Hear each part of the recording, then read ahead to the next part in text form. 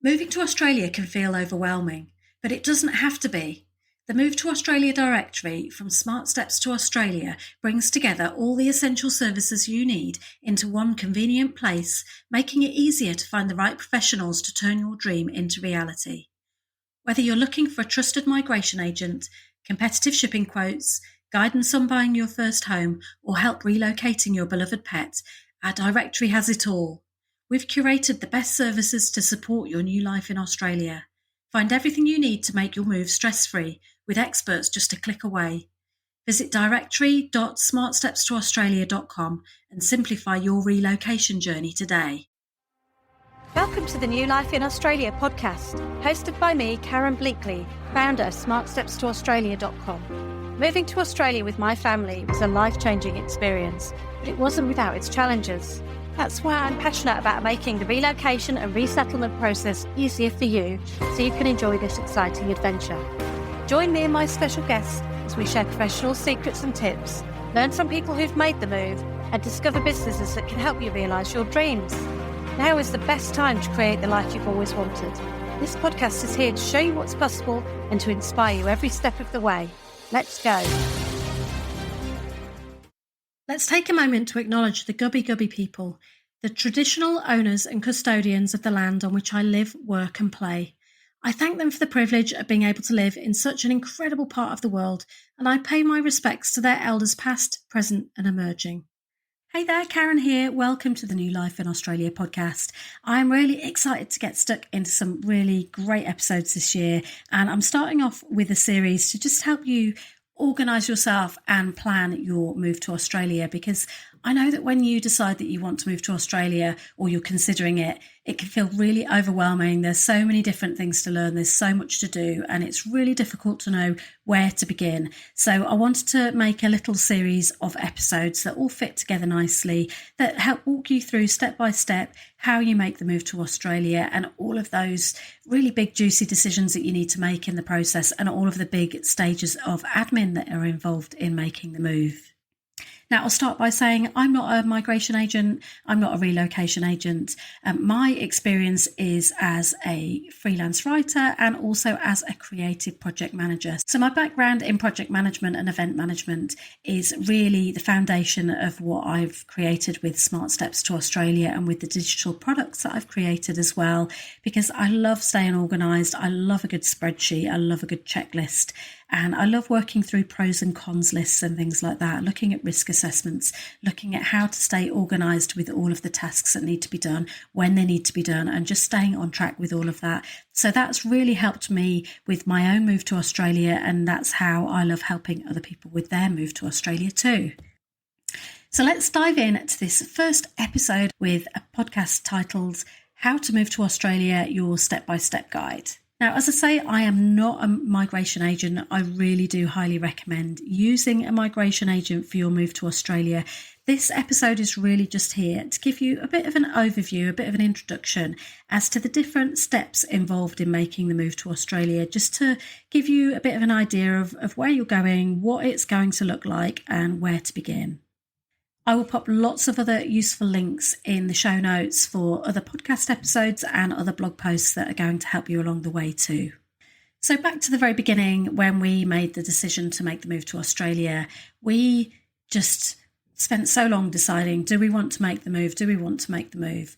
We knew that our occupation was on the skills list at one point because we'd looked into it earlier on.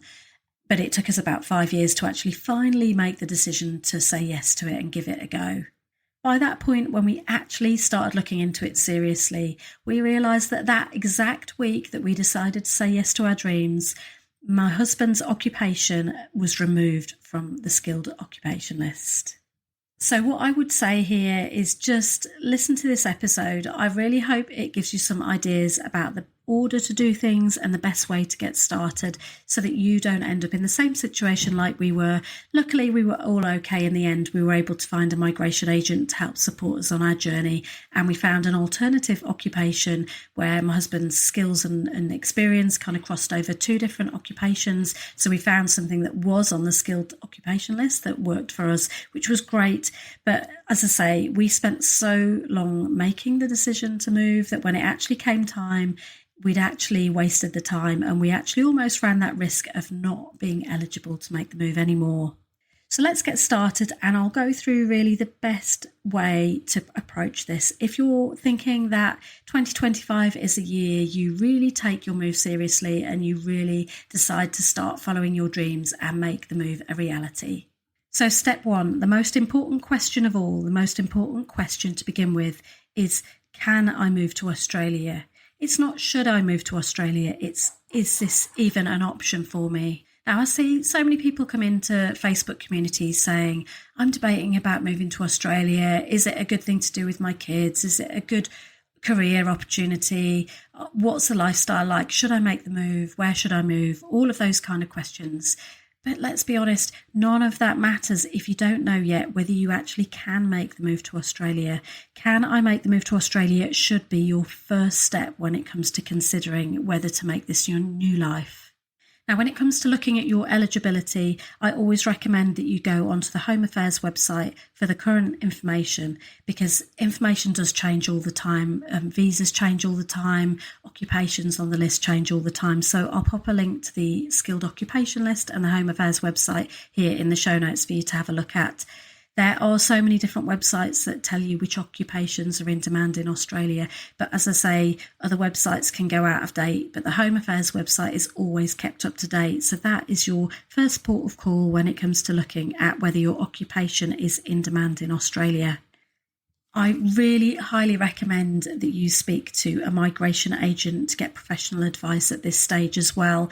While it's important to have a look at the Home Affairs website yourself, I think it really does pay to speak to a professional. I always recommend people speak to 2 or 3 different agents to get an idea of what your options are. Different agents may have different options for you. They may make different suggestions as being the best way forward. You can also then decide which agent feels like the best fit for your needs as well when you've spoken to a few of them. So with your migration agent, work out if this is possible for you. Work out anything that you need to know, like do you need to make the move quite quickly? Are you moving up an age bracket? Are you going to lose any points when that happens? Find out the basics of what your options are so that you can get started right away. So a migration agent will be best placed to help you work out whether there are any challenges or any opportunities for you. It might be that you need to do some short courses to improve your chances of meeting the requirements for an occupation. It may be that you need to spend more time revising for your English test to get extra points so that you can push your points a little bit higher. Or it may even be that at this stage you don't currently qualify for a visa, and it might be the opportunity to consider what you want from your future career and is it worth retraining in a new occupation. Either way, try to approach it from a position of opportunities and be creative and think about ways that you can make yourself eligible if you aren't currently eligible for a visa. As I said, we found out that my husband's occupation in avionics was being taken off the skills list the week that we made the decision that we really wanted to move to Australia. And we could have just accepted that information and just given up, but we didn't. We made the effort to keep looking and to consider other occupations and to think about how we could apply his skills and experience to meet the criteria for another occupation. We also had backup plans whereby I was considering different top-up trainings that I could do if I needed to make myself the main applicant instead. So we were young enough at the time to look at our options and to make considerations about the best way forward because we were so determined that we were going to make it happen. It's not always possible to find a solution, but do your best to see if you can come up with one. And if you do find that you are eligible for a visa, then now is always the best time to get started with it. Because as I say, we knew we were eligible. We spent 5 long years debating about whether it was the right thing for us to do. And in that time, when we actually decided, we almost lost out on the opportunity. So when you've worked out whether you can move to Australia, you need to take action on that right away, because just because you're eligible today doesn't mean that in a week's time you'll be eligible. Things can change all the time. So take that action and get started. So step 2 is actually often where people begin. They often start at this step instead of doing the first step. So when you've worked out, can I move to Australia? Step 2 is, should I move to Australia and can I afford it? This is where you go through all of that soul searching, working out whether it is the right move for you and your family. There are so many decisions to go through here, emotionally and financially, to work out if this big move is the right one for you. I've got an episode all about going through the decision-making process that I walk through how we actually made the move. As I say, it did take us 5 long years to actually do it, but in the end, we spent 1 week really focusing on making that decision, and in that 1 week made the decision. So when you really do get focused, you can work out whether this is the right move for you. So should I move to Australia? Work out all of the things that you're wanting from your life in your future. Be really thinking about if it's the right move for you. This is the stage that you can go into different Facebook groups and ask, what is the lifestyle like? Is it worth it? Should I do it?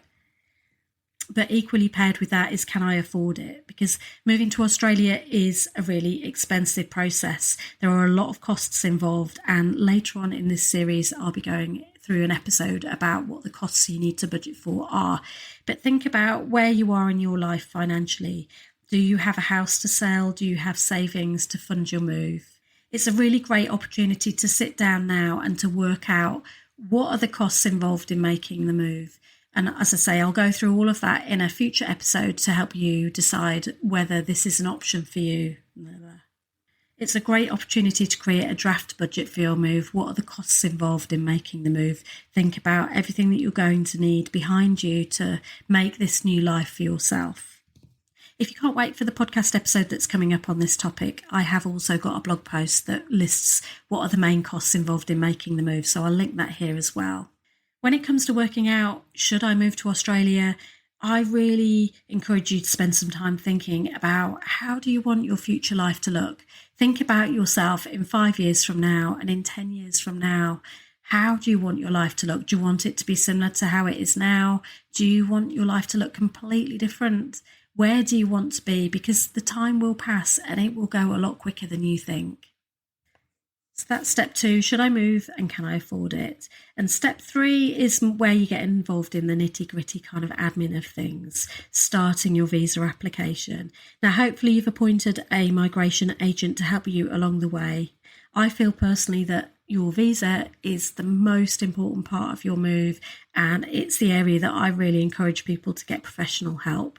If it is a straightforward visa application, then of course you can do it yourself. But just be aware that quite often I see people who are doing their visa applications themselves. They go into Facebook groups and ask questions. And I would really encourage you not to do that, because everybody's situation is really different. And somebody may have applied for their own visa 6 months ago, but they will have a really different situation to yours.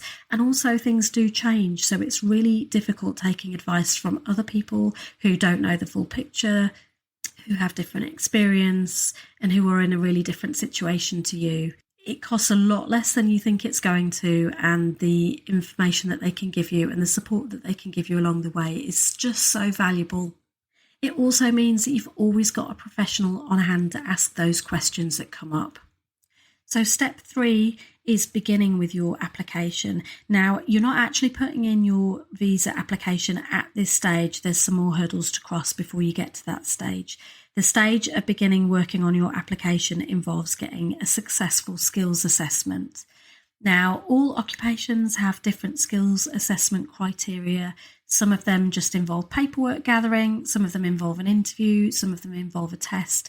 There are different skills assessors depending on what your occupation is. So a migration agent will help you work out the best way forward for this. Your skills assessment is really important because this is the foundation of your visa application. So spend some time getting this right, making sure that you're putting together the best application possible. Another aspect in getting ready for your visa application is to decide whether you need to do an English language test. Many people need to do the English language test, even native English speakers. It's a great way to get extra points for your visa. And equally, some occupations will require it as well.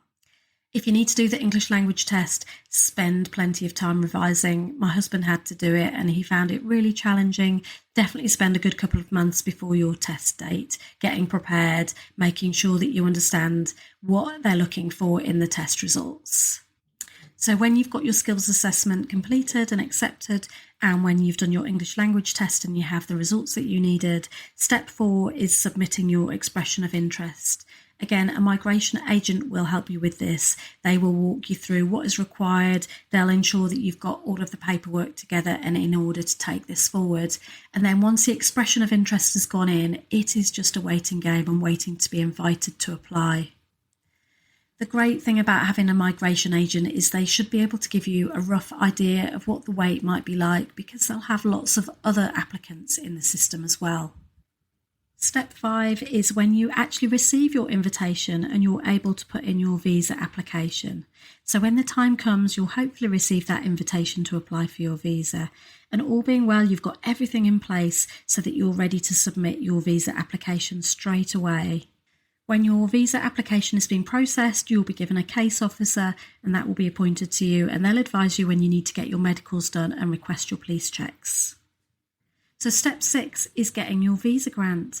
That's it, you've done it, assuming that everything is in order with your Australian visa application and that your medicals and your police checks all were accepted okay, then you'll be sent your visa grant. This is an amazing opportunity to stop, pause, reflect and celebrate.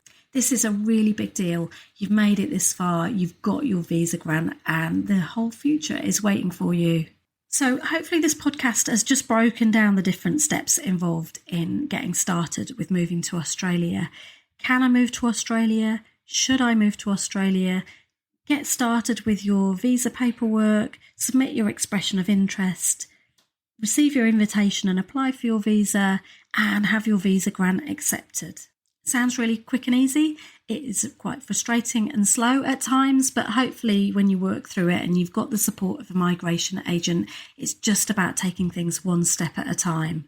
Make sure as you go through the process that you are connecting with other people on the same journey. I've got my free Move to Australia Facebook community. It's a great place to have a chat to other people, to ask where people are at in their migration journey, to find out where people are at with their visa applications, and to celebrate all of the wins along the way, because it really is so important to try and enjoy the journey that you're on. It's a really big adventure, it's really exciting, and you're doing really big things. So be there with other people who are on the same journey as you to celebrate with each other.